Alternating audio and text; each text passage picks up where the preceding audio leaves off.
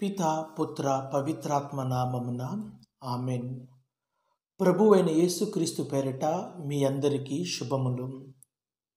నేటి సువిశేషము మార్కు సువార్త 4వ అధ్యాయము 24 నుంచి 34 వచనముల వరకు.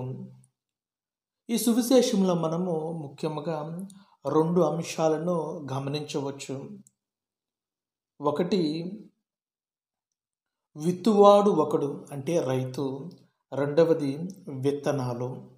మొదటిగా విత్తువాడు గురించి అంటే రైతు గురించి తెలుసుకుందాము. రైతు పొలంలో విత్తనాలు వెదజల్లిన తర్వాత పంట చేతికి వచ్చే వరకు కూడాను వేచి చూస్తాడు. తను తొందరపడడు. మనకు తెలుసు 3 నెలలు కానీ 4 నెలలు కానీ పట్టవచ్చు పంట పండడానికి.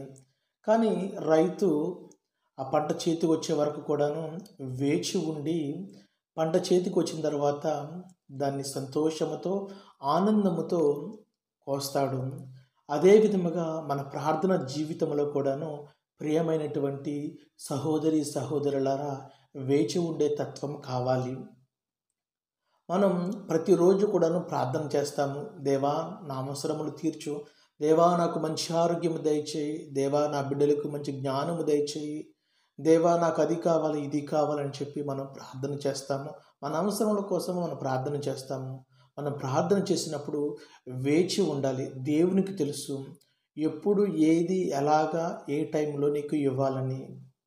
నువ్వు వేచి ఉండే తత్వము కలిగి, నీ ప్రార్థనలో నువ్వు వేచి ఉండే తత్వము కలిగి ఉన్నావా లేదని ఈరోజు నువ్వు ఆత్మ పరిశీలన చేసుకో.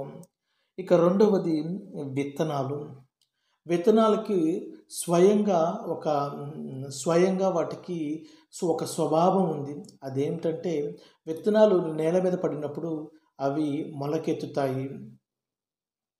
అదే విధముగా దేవుని వాక్యము మన హృదయంలో నాటబడినప్పుడు అవి దేవుని వాక్యం మన హృదయంలో నాటబడినప్పుడు దానికి కూడా ఒక స్వభావం ఉంది. అది మనలో పనిచేసే స్వభావము.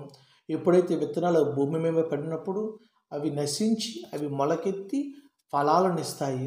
అదేవిధంగా దేవుని వాక్యం మన హృదయంలోనికి వెళ్ళినప్పుడు అది మనలో దాని స్వయం స్వభావముతో మనలో పనిచేసి మనలను మంచివానిగా క్రీస్తు బిడ్డగా మారుస్తుంది. ఈ చిన్ని వాక్యాన్ని దేవుడు దీవించి మిమ్మల్ని అందరినీ కూడాను ఆశీర్వదించును గాక. పిత పుత్ర పవిత్రాత్మ నామమున ఆమెన్.